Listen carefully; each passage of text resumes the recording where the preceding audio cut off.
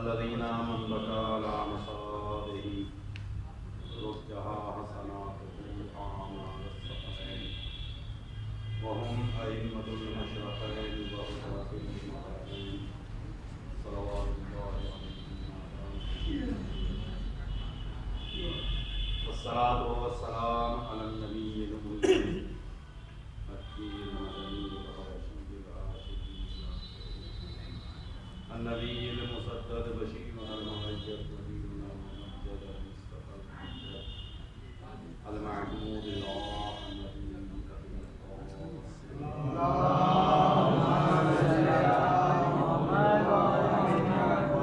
وعلى أهل بيته الطيبين الطاهرين المعصومين المظلومين ولعنة الله على أعدائهم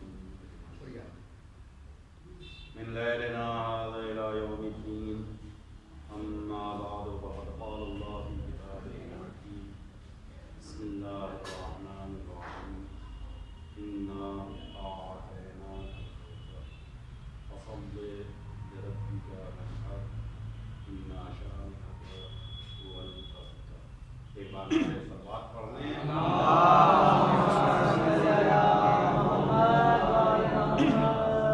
میزان محترم پروردگار عالم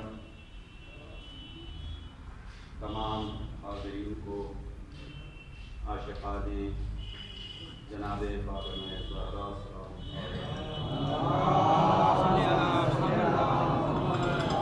شمار فرمائے اور پروردگار اس سے زیادہ اس سے بہتر محبت کرنے کی توفیق دے۔ پروردگار جتنے بھی حاضرین ہیں بی بی زہرا کے صدقے میں ان کی دینی مرادوں کو پورا فرما دے۔ خاص طور سے بانیان مجالس پروردگار ان سب کی بھی کاروبار میں ترقی عنایت کر، رزق میں وسعت عطا کر۔ پروردگار بحق محمد و آل محمد اس عزاداری کے صدقے میں انہیں ان کے گھر والوں کو تمام تر آفات ارضی و سماوی سے محفوظ رکھ۔ اے میرے معبود اس سے بہتر ہدیے کی توفیق عطا کر۔ یہ بہت سر بات پڑھتے ہیں محمد و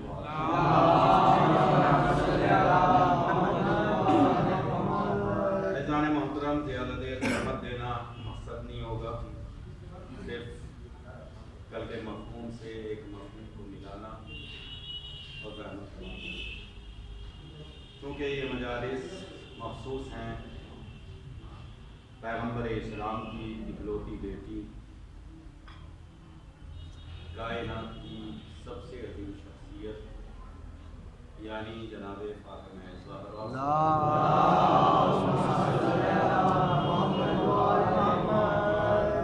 حقیقت اگر دیکھی جائے تو رسالت کو محفوظ رکھنے والی ذات کا نام بھی جناب فاطمہ زہرا۔ اگر تاریخ سے جناب فاطمہ زہرا کو ہٹا لیا جائے تو رسالت خود شکوک کے دائرے میں ہے، لوگوں کے طعنوں کے دائرے میں ہے، لوگوں کے الزامات کے دائرے میں ہے۔ صرف اور صرف شخصیت ہے جناب فاطمہ زہرا کی کہ جس نے رسول کو طعنوں سے بچا لیا، دنیا کی زبانوں سے بچا لیا، ورنہ لوگ تو نت نئے جملے پیغمبر اسلام کے لیے روزانہ تراش رہے تھے، مگر کیا کہنا رسول کی بیٹی کا کہ آنے کے بعد لوگوں کی زبانوں پر تالے لگا دیے کہ کون ہے جو میرے بابا کو ابتر کہے، کون ہے جو میرے بابا کو بے اولاد کہے، کون ہے جو یہ الزام دے کہ نبی کے تو کوئی اولاد ہی نہیں ہے۔ لہذا اور یہ کرم ہے پروردگار عالم کا کہ دنیا یہ سوچتی ہے کہ ہماری نسل بیٹوں سے چلے گی، پروردگار عالم نے رسول کی بقا بیٹی کے ذریعے رکھا۔ لہذا یہ بھی جناب فاطمہ زہرا سلام اللہ علیہا کی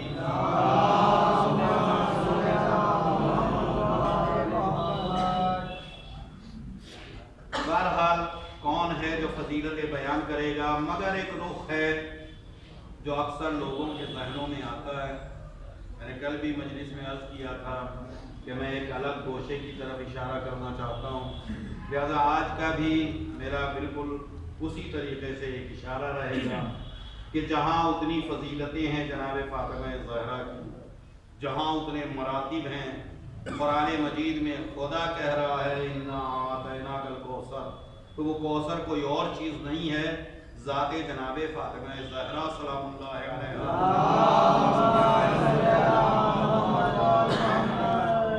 اور خدا نے فخریہ جملے میں کہا اِنَّا، ہم، اعطینا، عطا کرنے والے ہیں، ہم نے عطا کیا ہے. کسے؟ رسول کو. کیا عطا کیا ہے؟ الکوثر. ہم نے کوثر عطا کیا. تو یہ سارے آج کے دور میں ایک بڑا مسئلہ ہے، اور زیادہ تر ذہنوں کے پیمانے اسی طرف ہیں، جبکہ جناب سیدہ کی زندگی کا ایک ایک پل ہمارے لیے نمونۂ عمل. ایک ایک پل کس طریقے سے زندگی گزاری آپ نے بیٹی بن کے، کس طرح خدمت کی آپ نے اپنے والد محترم پیغمبر اسلام حضرت محمد مصطفیٰ صلی اللہ علیہ وسلم. اس کے بعد یہ مرحلہ بیٹی کی حد تک تھا. اس کے بعد ایک اور مرحلہ آیا، وہ ہے زوجیت کا مسئلہ. کس طریقے سے آپ نے وہ زندگی گزاری مولائے کائنات علی ابن ابی طالب علیہ السلام. اس کے بعد ایک اور تیسرا مرحلہ ہے، وہ ہے ماں ہونے کا. کس طریقے سے آپ نے کردار ادا کیا ماں ہونے کا. صرف ہم یہ کہیں یہ بالکل سچ ہے کہ کیا کہتے ہیں، حدیث قدسی ہے کہ پروردگار عالم نے کہا لولاک لما خلقت الافلاک، اے رسول اگر ہم آپ کو پیدا نہیں کرتے، آپ کی خلقت ہمارا مقصد نہیں ہوتی، تو لما خلقت الافلاک، تو ہم یہ افلاک، یہ زمین، یہ آسمان، یہ چاند، یہ سورج، یہ ستارے، یہ فرش، یہ عرش کچھ نہیں. لیکن اتنا ہی جملہ زیادہ تر پیش کیا جاتا ہے، جبکہ یہ حدیث قدسی اور ہے. اس کا اگلا جملہ ہے لولا علی لخلقتک، اور اے رسول اگر ہمیں علی کو خلق کرنا مقصد نہ ہوتا تو لخلقتک، ہم آپ کو ہی خلق کرتے. تو مقصد خلقت پوری کائنات بنی ہے نبی کے تو خیر، اور خدا حدیث قدسی میں کہہ رہا ہے لولا علی لخلقتک، اگر علی نہیں ہوتے تو ہم آپ کو خلق نہ کرتے. وَلَوْلَا فاطمہ، اس سے اگلا جملہ وَلَوْلَا فاطمہ، اور اگر فاطمہ نہ ہوتی لَخَلَقْتُكُمَا، تو ہم تم دونوں کو ہی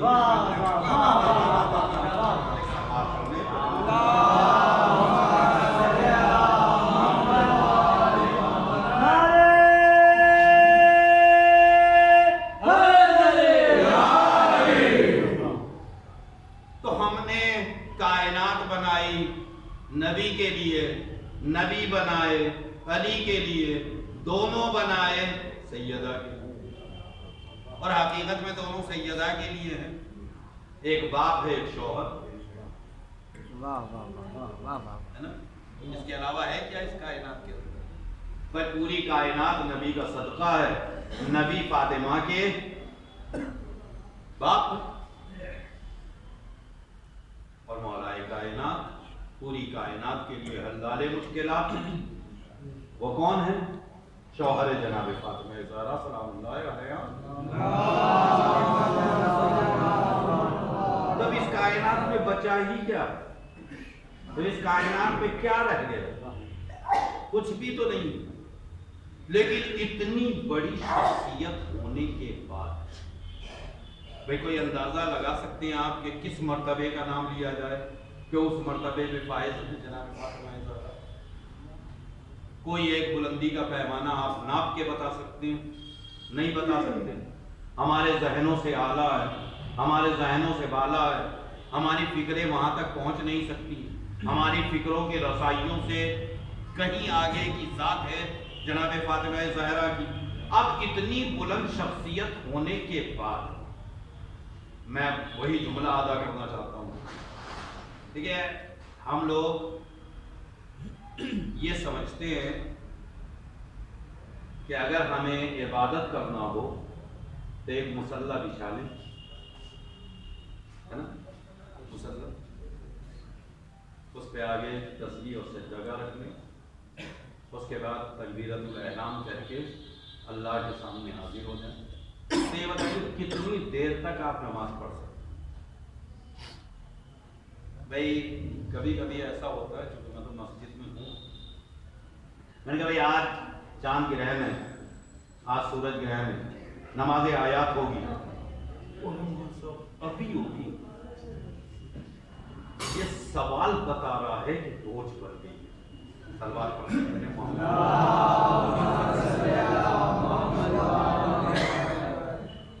شب قدریں آ جاتی ہیں.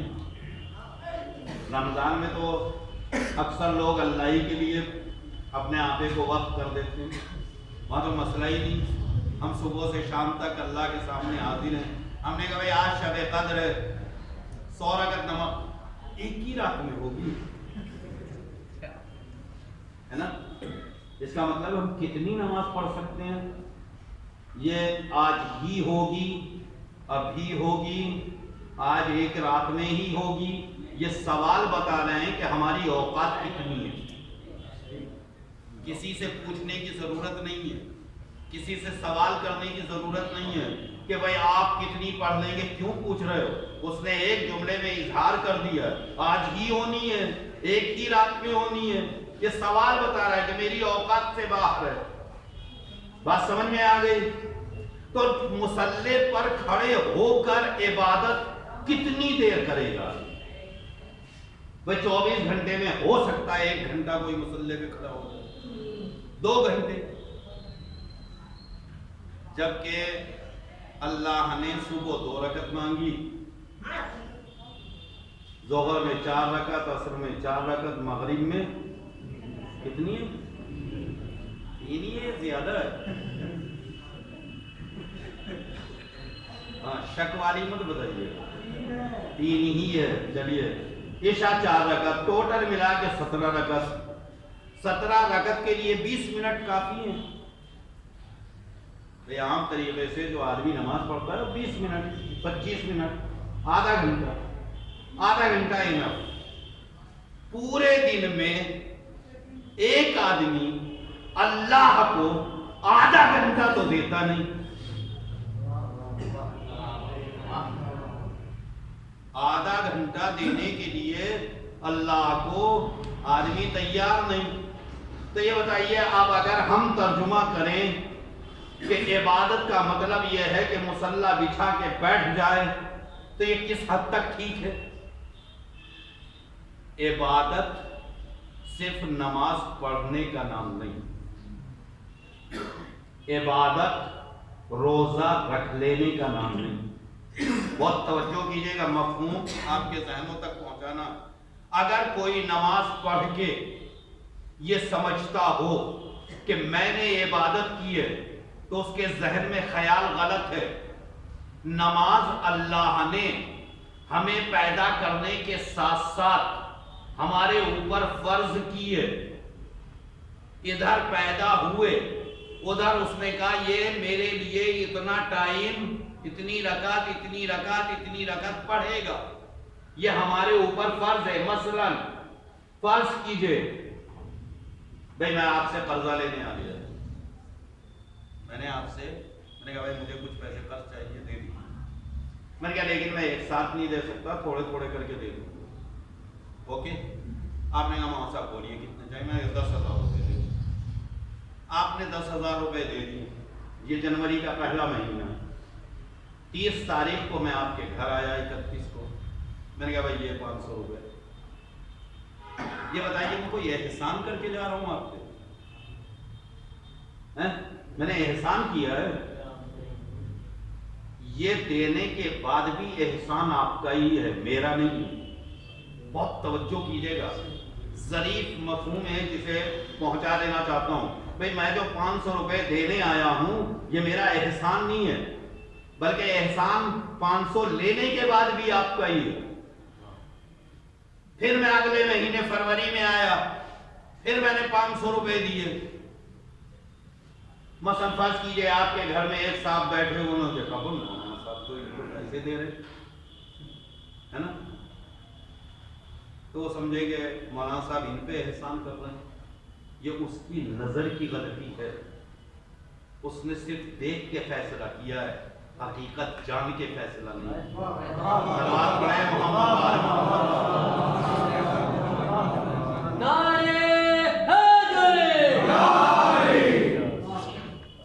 اور اسی لیے کہا جاتا ہے کہ کبھی بھی کچھ دیکھ کے فیصلہ مت کرو، جب زبان کھولو تو حقیقت جاننے کے بعد کھولو۔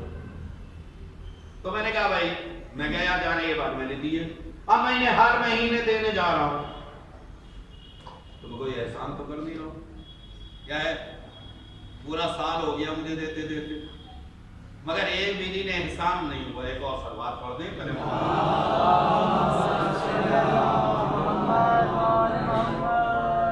ایک اور بآواز بلند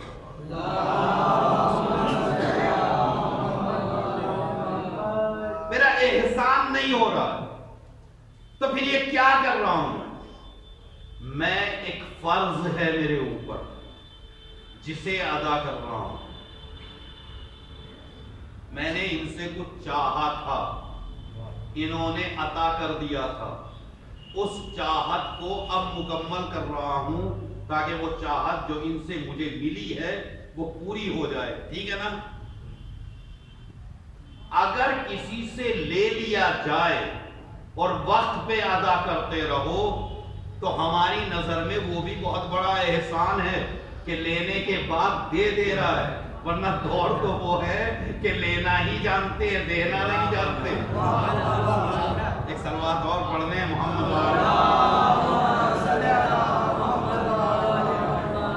بات سمجھ میں آ رہی؟ دور تو عجیب طریقے کا ہے، جب مانگنے آتے ہیں تو کہتے ہیں قرض دے دیجئے، اور بعد میں بھول جاتے ہیں کہ ہم نے کسی سے لیا بھی ہے۔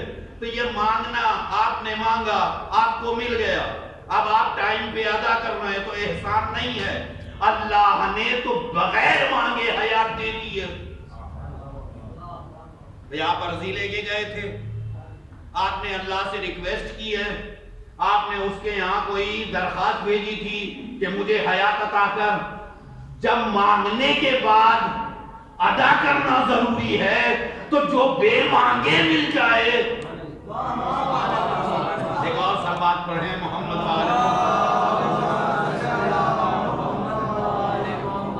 تو اللہ نے بے مانگے زندگی دے دی۔ اب آپ آئے مسجد میں 2 رکعت نماز ادا کر لی، میں نے کہا بھائی میں تو ساری نمازیں پڑھتا ہوں، تو کس پہ احسانے پڑھتے ہو؟ اگر نماز پڑھ رہے ہو تو اپنی آدمیت کا اظہار کر رہے ہو۔ بہت توجہ کیجئے گا، میں نے بہت چھوٹے جملے میں ساری باتیں کہہ رہا ہوں۔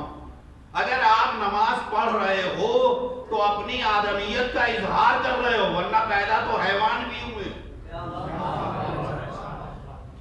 ورنہ اللہ نے حیوانوں کو بھی پیدا کیا، وہ نماز پڑھتے ہیں۔ کبھی دیکھا ہو بکری کو نماز پڑھتے ہوئے؟ دیکھا کہیں پہ؟ میں نے نہیں دیکھا۔ عبادت وہ بھی کرتی ہے مگر ہماری طرح نماز نہیں پڑھتی، ٹھیک ہے نا؟ تو ہم کوئی احسان نہیں کر رہے ہیں۔ یہ جو نماز ادا کی ہے تو اسی لیے میں کہہ رہا ہوں نماز تنہا عبادت نہیں، یہ تو زندگی جو اللہ نے دی ہے اس کا قرض ہے۔ یہ جو اللہ نے زندگی دی ہے اس کا قرض ہے۔ آپ جا کے 2 رکعت نماز پڑھتے ہیں ٹائم پہ تو ٹائم پہ آپ کا قرض ایک ادا ہو جاتا ہے، نہیں پڑھتے ہیں تو اللہ کہیں اور ایڈ کر دیتا ہے۔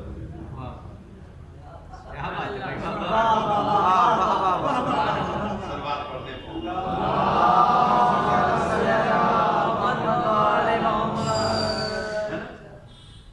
رمضان آ گیا، روزے رکھنا، روزہ عبادت ہے، روزہ بھی عبادت نہیں ہے۔ بھئی آپ لاکھوں لاکھ روپے مہینہ کماتے ہیں، ہے نا، آپ کی انکم بہت زیادہ، اب انکم بہت زیادہ ہے تو ظاہر ہے کہ تنہا آپ اکیلے تھوڑی کھائیں گے، دوسرے لوگ بھی وہ کہاں سے کھائیں گے؟ تو حکومت نے کہا ہم ٹیکس لیں گے۔ حکومت ٹیکس مانتی ہے نہیں مانتی؟ مانتی ہے، انکم ٹیکس دو سے۔ ہم نے بھائی تم تو کمانے نہیں آئے، تم نے تو کوئی محنت نہیں کی، ساری محنت میں نے کی ہے، کہ تمہاری محنت سے تو ہمیں ٹیکس چاہیے، ٹھیک ہے نا؟ تو یہ جو روزے رکھنے ہیں، یہ جو ساری چیزیں ہم کر رہے ہیں، خمس نکال رہے ہیں۔ انہوں نے کہا بھائی میں نے تو اتنا سارا خمس نکالا، کس پہ احسان کیا نکال دیا؟ احسان ہے کسی کو؟ جی نہیں، اللہ نے دیا ہی ہے تمہیں اتنا کہ اس میں بہت سارے غریب تم سے جڑے ہوئے ہیں، بہت سارے دنیا کے نادار لوگ کا بہت سارا مثلا دولت جو ہے وہ اللہ نے ایک آدمی کو دے دی کہ ہم تم کو دے رہے ہیں، تم غریبوں کو خیال رکھنا۔ اب اگر کوئی اتنی دولت لینے کے بعد اپنا آپ ہی نشہ کرنے لگے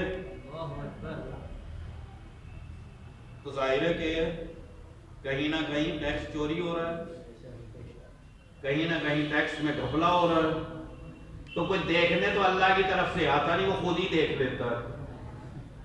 ہاں، اس کے یہاں یہ چھوٹی موٹی سی آئی ڈی کی ضرورت نہیں ہے، اس نے تو پیدا کرتے 2 CID یہی بٹھا دی ہیں، بیٹا کہاں جاؤ گے ہم لکھ رہے ہیں، کیسے جاؤ گے ہم لکھ رہے ہیں، کب جاؤ گے ہم لکھ رہے ہیں، ہے نا، وہ ساری چیزیں باخبر ہیں۔ تو یہ جو ساری چیزیں ہم کر رہے ہیں یہ عبادت نہیں ہے، یہ تو زندگی کا فرض ہے جسے ادا کر رہے ہیں۔ ایک جملے میں کہہ کے گزر جاؤں، آج تک جتنی بھی نمازیں پڑھی، روزے رکھے، جو بھی کام ہم نے انجام دیا بنام عبادت، وہ ہمارا فرض تھا جسے ادا کیا، وہ ہمارا فرض ہے جسے ہم نے ادا کیا۔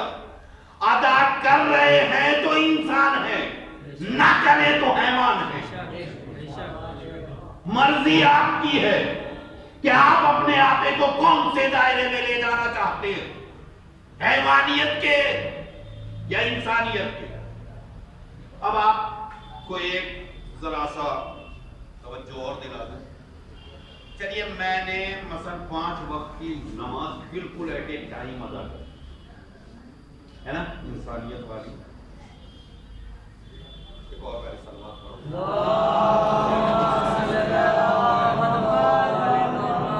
بالکل وقت پہ ادا کی۔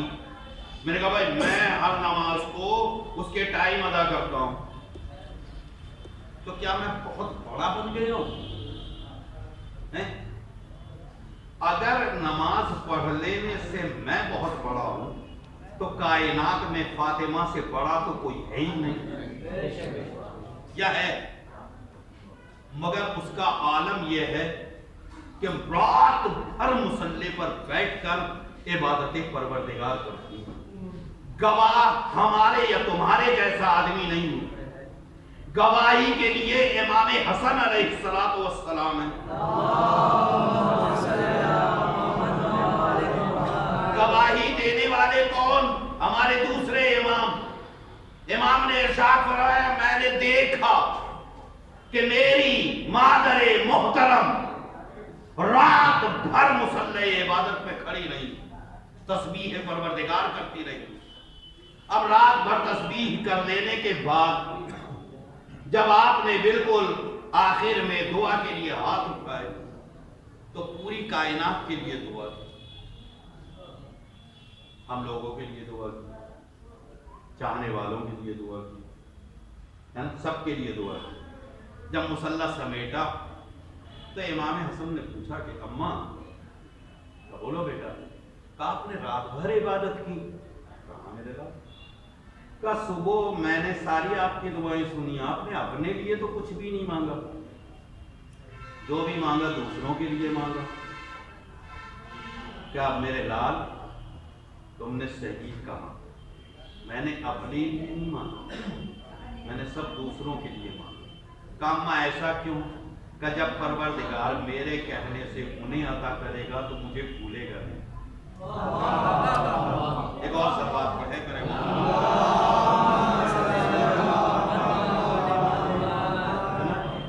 پروردگار مجھے بھی عطا کرے گا۔ اب مگر میں ایک جملہ ادا کرنا چاہتا ہوں، رات بھر مصلی عبادت پہ ہیں، دعا دوسروں کے لیے کی گئی، میں ایک جملہ کہہ دینا چاہتا ہوں، سیدہ اس ذات کا نام ہے جسے مصلی پہ بیٹھنے کی ضرورت نہیں تھی مگر مصلی پہ بیٹھی ہیں تو ہمارے لیے، یہ ہمارے لیے مصلی بچھایا گیا ہے، ہمارے لیے دعا ہو رہی ہے۔ اب اگر آپ زندہ ہیں، سانس چل رہا ہے، آپ کا کاروبار زندگی آگے بڑھ رہا ہے، اعضاء و جوارے میں طاقت ہے، بدن میں چلنے کی حرکت ہے، بدن زندگی سانس لے رہی ہے، تو یہ مت سمجھیے کہ مجھے اپنی بنا پر ملی ہے، سیدہ کی دعا ہے جو کام کر رہی ہے۔ ان کا لہذا یہ عبادت، میں پھر بھی اپنی جگہ پہ آ گیا، تنہا نماز عبادت نہیں، تنہا روزے رکھنا عبادت کیا ہے؟ عبادت کسے کہا جاتا ہے؟ کون چیز ہے جو واقعاً عبادت ہے؟ نہیں، اللہ ہے ہی اس لائق کہ اس کے سامنے سر جھکایا جائے۔ یہ تو مولا علی کا فرمان بھی ہے نا، میرے سے بہتر تو آپ لوگ جانتے ہیں۔ مولا علی نے کہا اگر ساتوں پردے ہٹا دیے جائیں تب بھی میرے یقین میں کوئی اضافہ نہیں، اور پروردگار میں تیرے جہنم کے خوف سے عبادت نہیں کرتا، اور نہ تیری جنت کی لالچ میں عبادت کر رہا ہوں، چونکہ میں نے تجھے پایا ہی ہے لہذا عبادت کر رہا ہوں، ٹھیک ہے نا؟ تو تیری بارگاہ میں سجدہ ہے، وہ تجھے اس لائق پایا ہے کہ تجھے سجدہ کیا جائے، کیا میں سجدہ کروں؟ تو یہی جملہ جناب فاطمہ کے لیے بھی ہے نا؟ تو پھر عبادت کیا ہے؟ عبادت مصلی پہ کھڑا ہونا۔ اچھا، پھر عبادت کے لیے ضروری نہیں کہ مصلی بچھایا جائے، عبادت کے لیے مصلی لازمی نہیں ہے، تو پھر کیا چیز ضروری ہے؟ عبادت کے لیے نیت ضروری ہے۔ اب عبادت کے لیے ایک نیت ضروری ہے، دوسری جو چیز عبادت بنے گی وہ ہے تفکر فی خلق اللہ، اللہ کی مخلوق میں فکر کرنا، اللہ کی بنائی ہوئی چیزوں میں تفکر کرنا۔ جو انسان جتنا فکر کرتا ہے وہ اتنا ہی عبادت گزار بنتا ہے۔ اب مثلا فرض کیجئے اللہ نے مجھے بنایا، حالانکہ ہم لوگ سمجھتے ہیں کہ ہمارے ماں باپ نے بنایا، عطائے پروردگار ہے، اس نے ذریعہ انہیں بنایا ہے، اصل خالق پروردگار ہے۔ ایک پل کے لیے غور کریں، آپ اپنے بارے میں تفکر کریں۔ ابھی سڑک پہ جائیں، کچھ لوگ ہیں جو فٹ پاتھ پہ لیٹے ہوئے ہیں، ان کے پاس بستر نہیں، تو شکر ادا کرنے کا جی چاہے گا کہ کم سے کم مجھے اللہ نے فٹ پاتھ پہ لیٹنے والا نہیں بنایا، ہے نا؟ جبکہ میں سچی جملہ ادا کرتا ہوں، لوگ اپنے سے بڑے کی طرف نگاہ ڈالتے ہیں، اپنے سے چھوٹے کی طرف نگاہ نہیں ڈالتے۔ اپنے سے بڑے اور وہ تو اتنے بڑے محل میں رہتا اور میں، جی نہیں، آپ پہلے اپنے سے چھوٹے کو دیکھیے آپ کتنے بڑے، پہلے اپنی بڑائی کو تو ناپ لو تبھی تو بڑوں کے مقابلے میں اپنے آپ کو چھوٹا دیکھنا. تو آپ کو اللہ نے بستر پہ لٹایا, کمرے کے اندر جگہ عطا کی. کچھ لوگ ہیں جن کے پاس کمرہ ہی نہیں, آپ کے پاس صاف ستھرا لباس ہے. کچھ لوگ ہیں جن کے بدن پہ لباس نہیں. ٹھنڈک کا موسم ہے, کچھ لوگ بغیر کمبل کے سو رہے ہیں. کم سے کم آپ کمبل کے اندر لیٹے ہوئے ہے نا. جب آپ اس طریقے سے مخلوق پروردگار میں فکر کریں گے اللہ کے لیے, تو خود اللہ کا عرفان بھی آئے گا, اللہ کی پہچان بھی آپ کی نگاہ میں بنے گی. آپ کے لیے آپ کی نظر میں اللہ کے لیے ایک دلیل بھی قائم ہوگی. انہی چیزوں کو اللہ کے لیے قربتاً الی اللہ نیت کر کے پا لینے کا نام عبادت ہے. لیکن ہم صرف مثلا تعریف میں لگے ہوئے ہیں کہ جناب فاطمہ زہرا سلام اللہ علیہا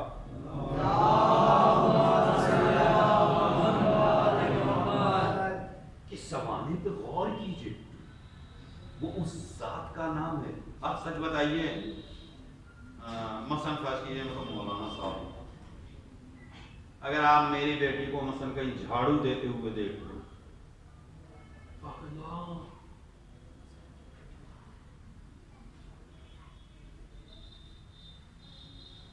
جھاڑو دینا بے عزتی نہیں ہے. نبی کی بیٹی اپنے ہاتھوں سے چکی سے اپنے امور اپنا انجام دینا. اور بلکہ نبی نے تو ایک کنیز بھی دے دی تھی نا, کیا بیٹی یہ لو میری طرف سے ایک کنیز. جب کنیز آ گئی تو ہمارے گھر میں اگر کوئی بوا آ جاتی ہے تو ہم سارا کام ہی اس پہ چھوڑ دیتے. رات کے برتن بھی خود نہیں دھوتے, صبح کو آئے گی بوا دھوئے گی اپنا. یہ ہمارا اصول ہے. لیکن سیدہ کا اصول کیا ہے؟ ایک دن تم بیٹھ کے کھاؤ گی, ایک دن میں. ایک دن تم کام کرو گی, ایک دن میں. نوکروں کے ساتھ بھی انسانیت کو باقی رکھنا سیرت جناب فاطمہ زہرا. بس میرے خیال میں اس سے زیادہ عرض نہ کروں. لیکن ہمیں تو کہیں اگر کچھ مل جائے تو پھر ہم تو بے انتہا بلند ہو جاتے ہیں, پھر ہمارے برابر کوئی رہتا نہیں ہے. ایک بس چھوٹی سی بات عرض کر دوں اور بات تمام کر لوں گا. ایسے ہی لوگوں کو انسان نہیں بہتا, وہ کافروں کو کیا کرے گا بہکا کے؟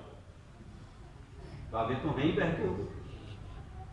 منافقوں کو کیا کرے گا بہکا کے؟ وہ تو ہے ہی بہکے ہوئے. ملحدوں کو کیا کرے گا بہکا کے؟ ان کا تو ہے ہی ٹھکانا جہنم. وہ بہکانے آپ ہی کے پاس آئے گا. جب بھی شیطان کو بہکانے کی ضرورت پڑے گی وہ کس کے پاس آئے گا؟ چلیے بات آ گئی ہے تو ذرا سا اضافہ کر دوں. شیطان کے پاس زیادہ طاقت ہے یا انسان کے پاس زیادہ طاقت ہے؟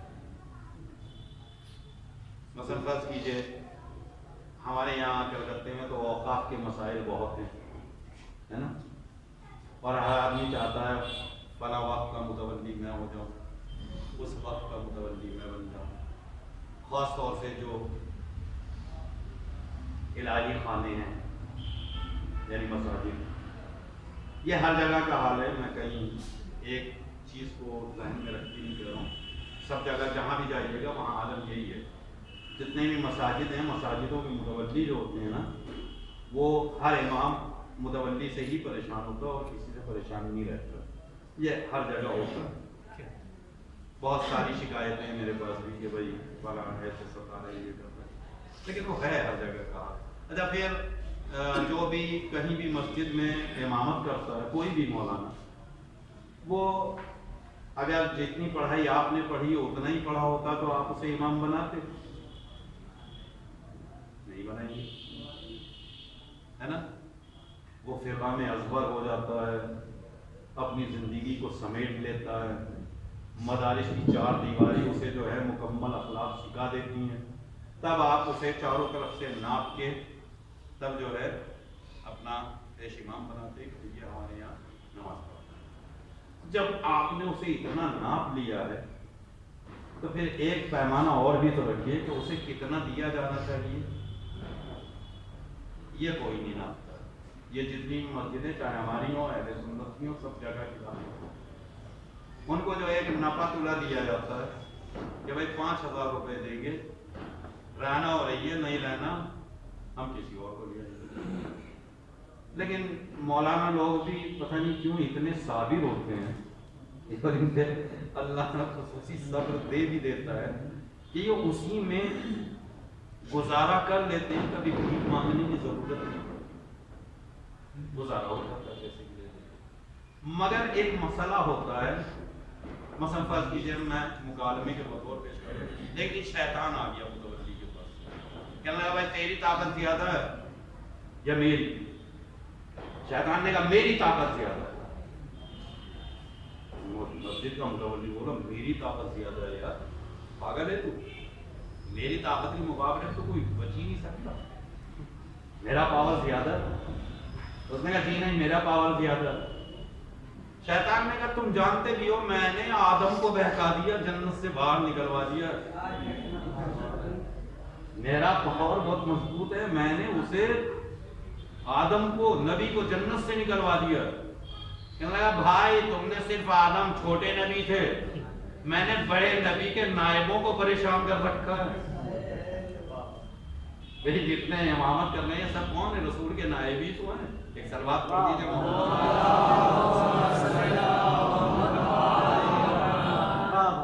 کہ میں نے رسول کے نائبوں کو پریشان کر رکھا ہے، تیری طاقت کیا ہے؟ کہ آج کل ہمارے مولانا صاحب اپنے بچے کے لیے کہتے ہیں میں تجھے مولانا نہیں بناؤں گا۔ کہاں وہ بالکل سچ کہہ رہا ہوں، میرے مولانا سے میں نے خود سنا ہے کہ میں اپنے بچے کو مولوی نہیں بناؤں گا۔ کیوں؟ اس لیے کہ یہ کہیں اور ایسے ہی مسجد میں جائے گا اور پھر اسی طریقے سے جیسے میں پریشان ہوں یہ بھی پریشان رہے گا، لہذا میں اس کی زندگی کو عجیب کیوں بناؤں؟ شیطان نے کہا یار تم تو بڑے واقعی طاقتور ہو۔ کہنے لگا کیسے؟ کہ اس لیے کہ جن بچوں کو میں اسکول سے بہکاتا ہوں دنیا میں آنے کے بعد تم نے آنے سے پہلے ہی ان کا اسکول آف کرا دیا، مدرسہ آف کرا دیا۔ یہ میں صرف ایک چیز کی طرف توجہ دے رہا ہوں، کہنا یہ ہے کہ جو جتنا بڑا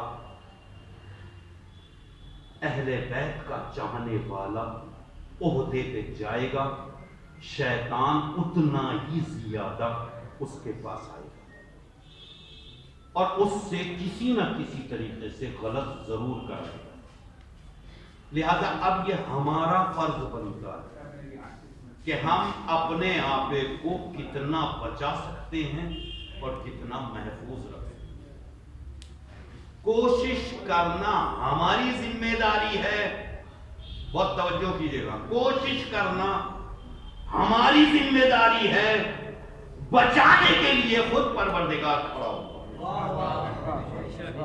لیکن اگر ہم سوچیں گے نہیں تو پھر ہمیں کوئی بچا نہیں۔ لہذا شیطان کو اور جگہ جانے کی ضرورت نہیں، شیطان زیادہ تر انہی کے پاس آتا ہے جن کی عبادت، جن کی التجا، جن کی دعا بارگاہ خدا میں قبول ہونے والی۔ لہذا شیطان ان چیزوں سے روکتا ہے بس میرے۔ اور اگر ہمیں عبادت کی ضرورت نہیں ہے، ہمیں نماز کی ضرورت نہیں ہے، ہمیں روزے کی ضرورت نہیں ہے، تو پھر ہم ان لوگوں کے ساتھ کیوں ہیں جو رات رات بھر مصلی عبادت پہ کھڑے ہو کے تسبیح پروردگار کرتے ہیں؟ جب ہم کہتے ہیں کہ بھائی ہمارے امام اتنی عبادت کرتے تھے تو ہمارے نوجوان ایک جملہ کہہ کے چپ کر دیتے ہیں اور کہاں وہ کہاں ہم، کہاں مولا علی اور کہاں ہم، کہاں امام اور کہاں ہم. لیکن جب جنت کی بات آ جائے تو مقابل کھڑے ہو جاتے ہیں کہ جہاں وہ وہیں ہم. نہیں، یہ ہماری، چونکہ ہم نے فکر نہیں کی، چونکہ ہم نے تدبر نہیں کیا، چونکہ ہم نے غور نہیں کیا. قرآن چلا چلا کے کہہ رہا افلا یتدبرون، غور کیوں نہیں کر رہے، فکر کیوں نہیں کر رہے. فکر کرو گے تو یقیناً اللہ تمہیں مرتبہ عطا کرے گا. بس مکمل فکروں کے نتیجے ایک زندگی ہے جو آج تک سنائی نہیں گئی، وہ ہے زندگی جناب فاروق.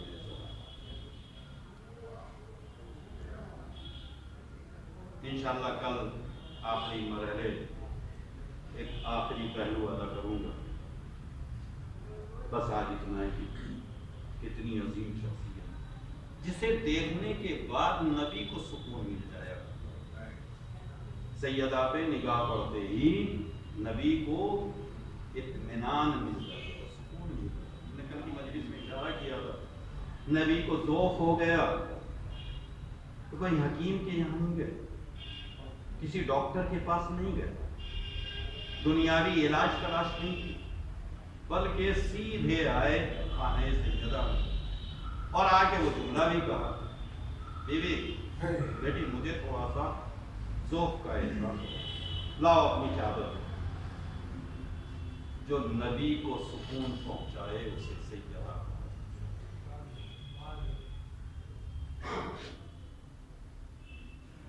نبی کو اطمینان حاصل ہوتا تھا سیدہ کو دیکھ. نبی کی تھکن دور ہو جاتی تھی سیدہ کو دیکھ. نبی کو سکون مل جاتا تھا سیدہ کو دیکھ. مگر جسے دیکھ کے نبی کو سکون ملتا تھا امت والوں نے اسی پر ظلم کی انتہا کی. صرف اتنا نہیں ہے کہ سیدہ کے اوپر جلتا ہوا دروازہ گرا دیا، بلکہ تاریخ کے تو جملے اگر آپ پڑھیں تو بڑے عجیب ہیں. بھئی 18 سال عمر ہے، کل زندگی جناب سیدہ کی 18 سال. ہمارے یہاں بیٹی 18 سال میں ہم کہتے ہیں جوان ہوئی ہے. جب 18 سال گزر جاتے ہیں تو ہم سوچتے ہیں کہ اس کی شادی کی جائے. لیکن نبی کی بیٹی کے لیے زمانہ پلٹ گیا. 18 سال کی عمر میں نبی کی بیٹی کے بال سفید ہو گئے، چہرے پہ جھریاں پڑ گئیں، کمر خمیدہ ہو گئی، عصا کے سہارے چلنے لگی. میں نے کہا بھائی 18 سال میں تو بیٹیاں جوان ہوتی ہیں، یہ نبی کی بیٹی بوڑھی کیوں ہو گئی؟ کیا سبب ہے کہ 18 سال کی عمر میں سیدہ بوڑھی نظر آنے لگی ہے؟ تو قسم خدا کی ہمیں بالکل سمجھ میں نہ آتا، ہم کبھی بھی نہ سمجھ پاتے. وہ تو خود سیدہ نے ایک مرثیہ پڑھ دیا، اس مرثیے کے ذریعے سے سمجھ میں آیا کہ 18 سال کی عمر میں نبی کی بیٹی بوڑھی کیوں نظر آنے لگی. سیدہ نے مرثیہ پڑھا، صبت علیہ مصائب لو اللہ، صبت علیہ سے نہ لیا. بابا آپ کی وفات کے فوراً بعد، آپ کی شہادت کے فوراً بعد، آپ کے چلے جانے کے فوراً بعد آپ کی امت والوں نے مجھے اتنے تحفے دیے ہیں کہ میرے ہاتھ میں عصا آ گیا ہے، میری کمر خمیدہ सुब्बत अलैयाम साहिबुन लौल्ला सुब्बत अलैयाम सिरना लयालिया। बाबा अगर यही मुसीबतें अगर दिन के ऊपर भी पड़ जाती तो बाबा दिन तारीक हो जाते, दिनों में रोशनी न रह जाती। इस सैयदा का बयान। लेकिन कभी कभी आपके जहन में भी ख्याल आता होगा कि आखिर क्या मुसीबत है सैयदा के ऊपर। बस आज एक मुसीबत की तरफ इशारा करूंगा। देखिए, मेरी जिंदगी पे मेरा इख्तियार, आपकी जिंदगी के ऊपर आपका इख्तियार। किसी भी इंसान के लिए जिंदगी का सबसे बड़ा सदमा क्या हो सकता है? क्या हो सकता है सबसे बड़ा सदमा जिंदगी का?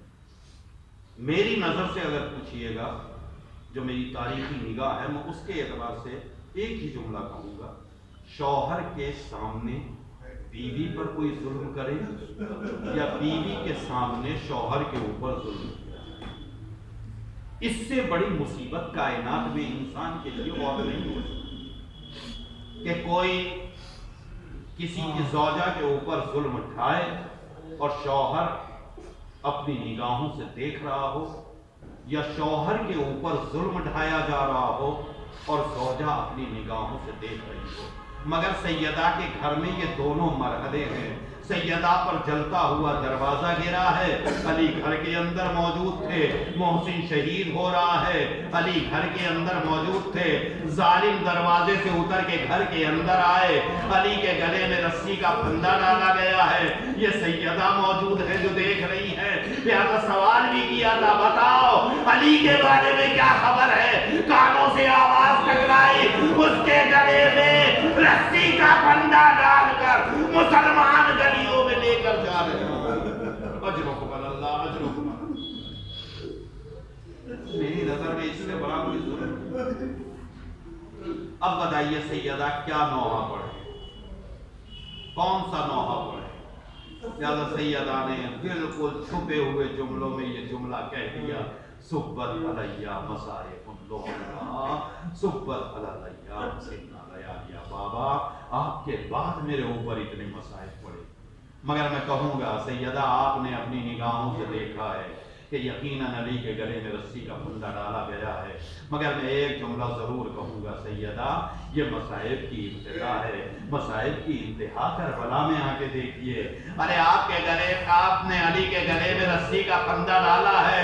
अरे आपकी बेटी बुलंदी पर खड़ी हुई देख रही है कि जालिम खंजर लिए हुए आगे बढ़ रहा है, आवाज दे रही है, ए नाना आप पर मलाइका ने नमाज पढ़ी, ये आपका लाल हुसैन खातो खोर में बंदीदा रेत सारे घर पर बेगोरो कफन पड़ा हुआ है। ए बाबा